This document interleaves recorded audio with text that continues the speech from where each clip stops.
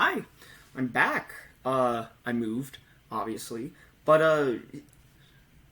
enough about that. This is an experimental build of Dantarian that me and Taylor are testing out. The thing about the previous Dantarian build that I personally didn't like was its over reliance on Emblem Master to get things like Killer Tail and Ironheart into Soul in order to, countercharge. So I tried to manipulate that a little bit and just kind of go for gas, not so combo reliant. So let's get right on into it. Obviously, Devil in Shadow, Devil May Cry, that's the starter. 4 grade 3s, 4 Dantarian, obviously. This is the namesake of the deck. This allows you to guard with 2s or higher from your soul. Almost every 2 or higher has shield, or the ability to gain shield in this deck. So there's that.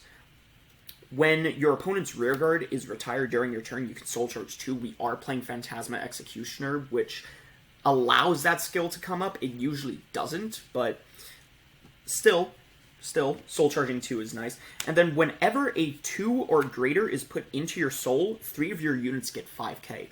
You can get some pretty big numbers off of Dantarian in a single push turn. I was playing with Cheyenne last night with this build, and I think I had all 3 columns exceeding at least 50, maybe 60k on a really big push turn. So that's that. Dantarian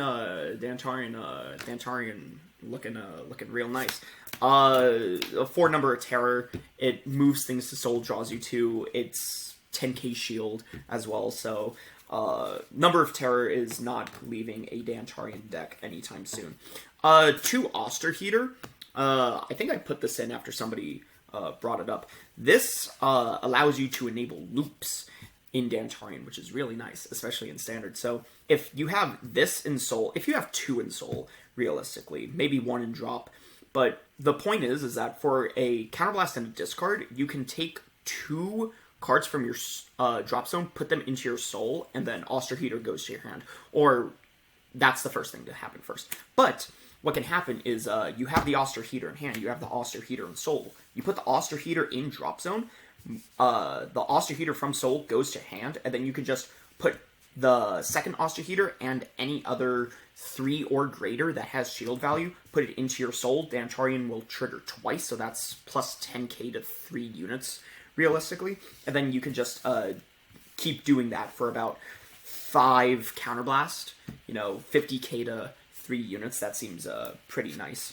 Yeah, and then the one Flat Fixer, this is just 10k shield, but also when placed, it takes any grade 3 from your deck and puts it into your Soul. Oster Heater, woo!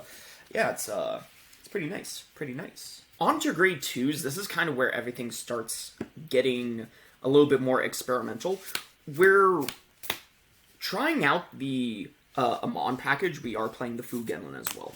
But the Ron Genlin first. So when placed, you Soul Charge 1, and then your opponent is forced to either choose to put a card from their hand or rearguard into Soul, and if they don't, you can Soul Charge again. So helps build up Soul, and then if your opponent's Soul is at least 6, he gets 10k power and shield just statically. So this could be a 15k shield from Soul, which is really nice. If your opponent is not using their Soul, then, the Ron Genlin can get out of control, especially when you constantly combo it with Fu Genlin, but we'll talk about Fu Genlin here in a bit. 4 Emblem Master, still in here, it's 10k shield. This build isn't playing Dark Soul Conductor. I wanted the deck to be more proactive as it was, and Dark Soul Conductor is not proactive. It is strictly reactive, and then, goes to the bottom of the deck, and it's like, oh, but you can win the deck out war, and it's like, yeah, by 4 cards, my opponent just does not attack then, so, c'est la vie. Emblem Master still just thins out your deck. It can trigger Dantarian a buttload of time, so Emblem Master also kind of, not leaving Dantarian. And then 2 Phantasma Executioner. You can retire this to snipe one of your opponent's rear guards, and then Soul Charge 2. So it's basically Soul Charge 4 between this and Dantarian's Retire skill. And then 2 Demonted Executioner. It's Soul Charges 3.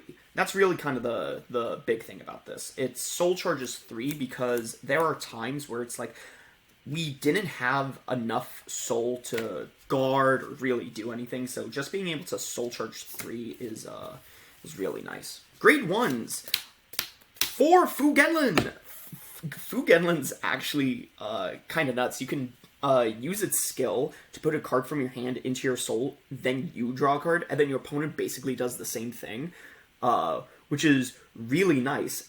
This allows you to translate so much value from your hand into your soul, and then proc something like Dantarian. For instance, you can put a... Where is it? You can put a Osterheater that's just in your hand into your soul off of this, draw a new card, and then Dantarian will activate. So that's really good. The Heal Guardians, you don't lose any value because this is a grade 3 that you can guard from soul with Dantarian. So you basically just say, oh hey, this 15k shield value, I still have it. I draw a new card, and Dantarian triggers, which I really enjoy. Fugen really messes up a lot of things for your opponent, and you don't really lose value when you use it, especially while you're on Dantarian. So, I really like Fugenlin. I like the Amon package in this deck in general. For Succubus, it's a 13k booster, but also it helps you dig for grade 3s. So, yeah, simple as that. And then 2 Alluring Succubus, just because it moves itself to soul, it increases the soul count, but also it digs for up to 2 grade 3s. So for that reason, Taylor really likes Alluring Succubus. So yeah, there's that. And then for triggers, the triggers are really the same. It's still 10 crit to draw 4 heal. Sentinel crits, draw PGs. Heal Guardians, oh my god. Fugenlin plus Heal Guardian, absolutely nuts. So, yeah, that's the deck profile. I hope you guys enjoyed it. If you liked it, like, comment, subscribe if you want. Let me know your thoughts down in the comments, I guess. And I will see you guys later. Bye.